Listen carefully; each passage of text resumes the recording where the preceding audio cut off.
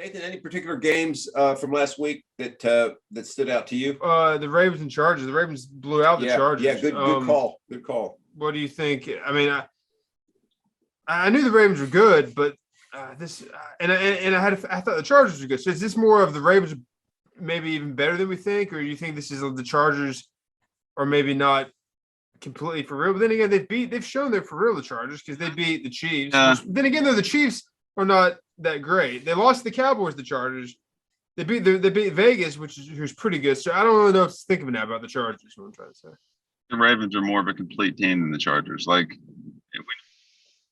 when he has he's really on, plays really well, that gives him a really good chance against anybody. But when and I don't have the stat line in front of me, but when he's a good quarterback. He's a very good quarterback. When he plays more into the average level, I don't think the team around him is good enough to make up for that. You know what I mean? Right. The Ravens being more complete, we obviously know they can run the ball on anybody, and they do. They had that, or they still do have the streak of 100-yard games, I think.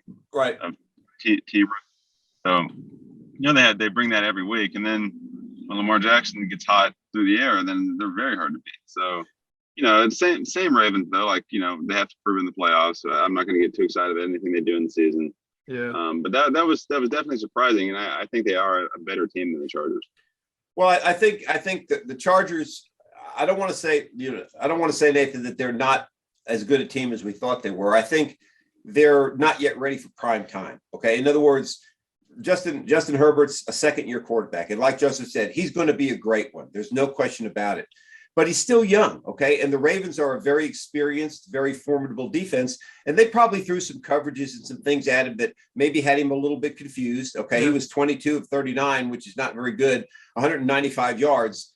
So I think they just confused him a little bit. And, we've all seen in the NFL, with the exception of maybe a couple of teams, it takes a while for a team to build their way up, right? I mean, the Ravens, they made the playoffs Lamar's first year. They went 14-2 the next year, lost. They're getting to the point now where Lamar Jackson's getting seasoned and he's becoming a better quarterback. And I think it's the same across the board.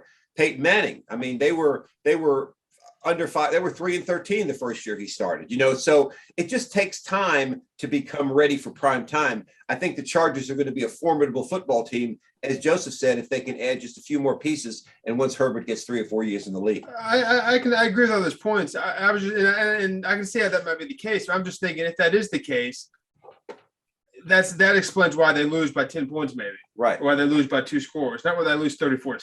See what I'm saying? Right. That's such a differential that makes me kind of scratch my head.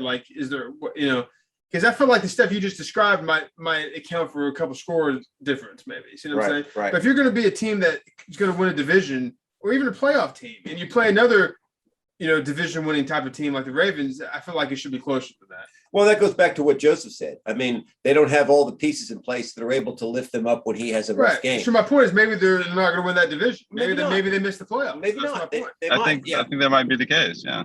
I mean, that might happen.